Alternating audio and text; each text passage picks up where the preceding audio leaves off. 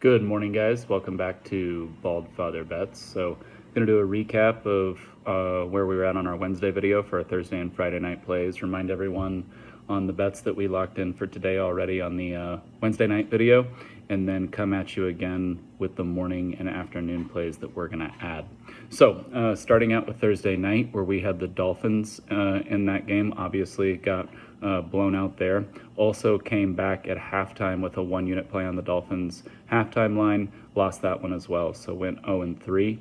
When you look at that game, actually, Dolphins had 20 first downs, Bills had 13. Dolphins outgained them by over 100 yards, but Dolphins had 3 turnovers, all 3, which led to touchdowns. When you do that, it's going to be hard to cover any sort of spread. Some people blaming the Tua injury, but that game was well in hand before Tua got hurt. Very scary injury. I don't know if you guys were watching that game, but hopefully he's okay and makes the best decision for him moving forward.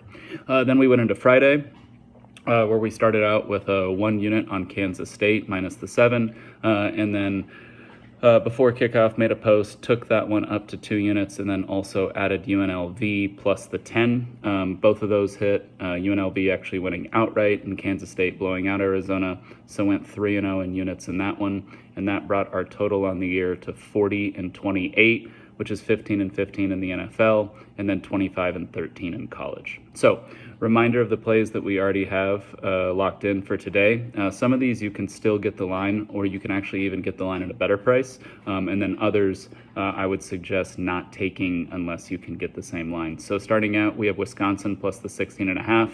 Complete gut feel play on that one. Pretty much every indicator shows that Alabama should blow them out. But again, just a feeling on that one. We also have Florida plus the 5. You cannot get that line anymore, and I would not recommend taking it at Florida plus the 3. Line has moved down due to the injury concerns around Connor Weigman. I actually don't think there's going to be much drop-off between Weigman and the second string, just because it appears that Weigman's been playing with an injury all year at this point. So I don't see a reason for that line to go from the 5 down to the 3. So if you did get it in Wednesday at Florida plus the 5, we're sticking with that one. But if you did not get it in, do not recommend making that play. We also have Oklahoma minus the 13. You can still get that line at that price. And then as we move into the night games, we have Texas minus the 35. Do not recommend taking that if you cannot get it at the 35. That's kind of the cutoff point for that game. We're still riding with Texas due to the backup situation there. When they put in Arch Manning, it appears that the offensive play calling does not change. They still stay very aggressive.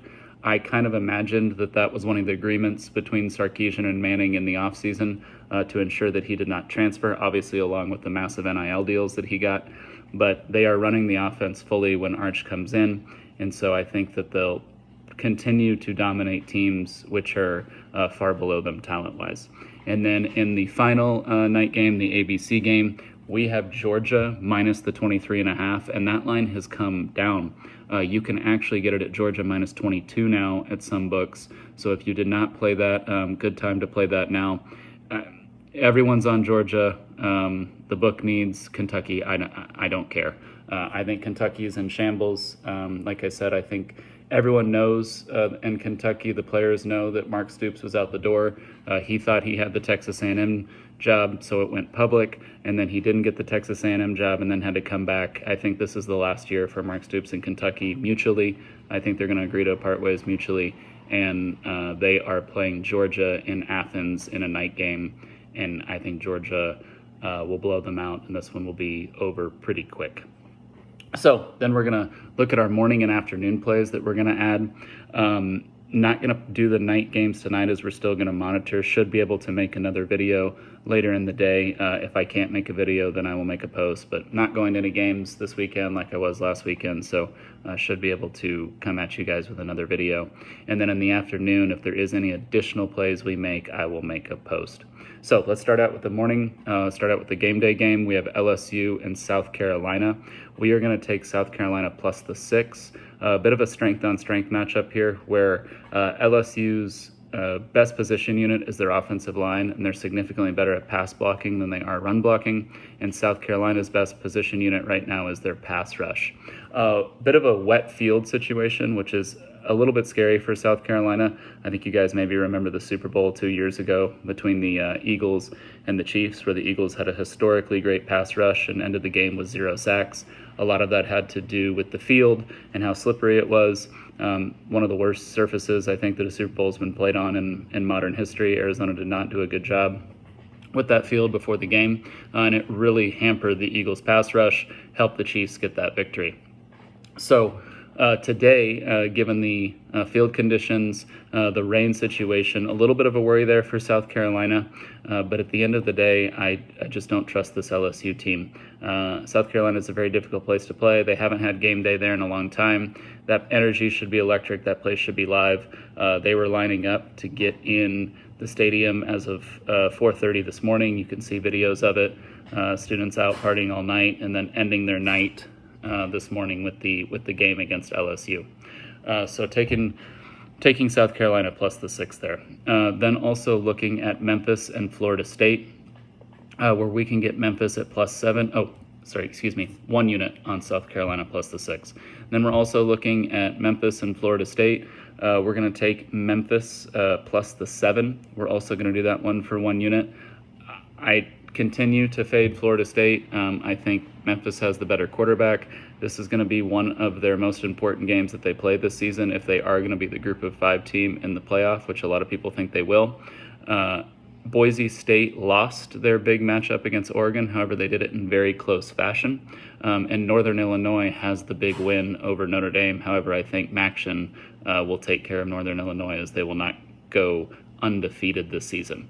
But if Memphis gets this win over Florida State, that kind of puts them in the driver's seat, like I said, along with Northern Illinois, but Memphis has a much better team in order to get that group of 5 spot as they move into the playoff. So taking Memphis there plus the 7 for 1 unit. Then we're going to look at the 12:45 kickoff game. So we have Boston College at Missouri. Boston College is a 14.5-point underdog. Line has come down significantly from 16.5, so a 2-point swing there. Not scared of that one still. We're going to take Boston College plus the 14.5 for 1 unit. This is, again, really about Bill O'Brien's coaching style and the fact that he slows games down very much, has a very mobile quarterback, makes it very difficult for teams to blow him out because they don't get to hold the ball for as long a period of time. I think Missouri is a very good team. However, they did play a little bit above what their record should have been last year, seem to be riding very high, have one of the best wide receivers in college football, have one of the most experienced quarterbacks in college football, have a very good system, did lose their defensive coordinator, but think they still have a very good team. Just think that Boston College can keep this one close, riding high after their win against Florida State, and think that the Bill O'Brien system is going to be a difficult matchup for Missouri, who's going to want to play fast. So we will be taking Boston College plus the 14.5 in that one for 1 unit.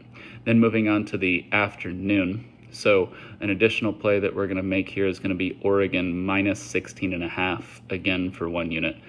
People seem to really like Oregon State this week. Understand why. With how poor Oregon has looked. Oregon did burn us last week when we took them against Boise State. However, Oregon State is not Boise State in terms of talent-wise. They very much got decimated when Jonathan Smith left and went to Michigan State. Oregon has a point to prove. I think this is finally the game in which they're able to do it due to the overall talent advantage that they have here. The Boise State game was more of a get-by game. So we're going to take Oregon minus the 16.5 for 1 unit. Looked at Washington and Washington State as well. No play yet. As we get closer to kickoff, if we decide to make a play on that, we'll make a post before kickoff. Not a video, just a post to update you guys on that one. And then as we move into the night, not making a play yet, but we already have the Texas and the Georgia picks in. The other one that we're looking at a little bit is going to be Colorado and Colorado State. We will see if any indicators give us the go that we need to make that play. So that's it for us here. Again, if you're betting with us, if you're winning with us, please subscribe, like the video, comment what you like. Any games that I didn't make plays on that you have plays on, let me know what those are. I'll comment back and let you know what I think. And please, yeah, share this around, subscribe. Always going to keep the picks free. Just want to grow the channel. Thank you guys very much.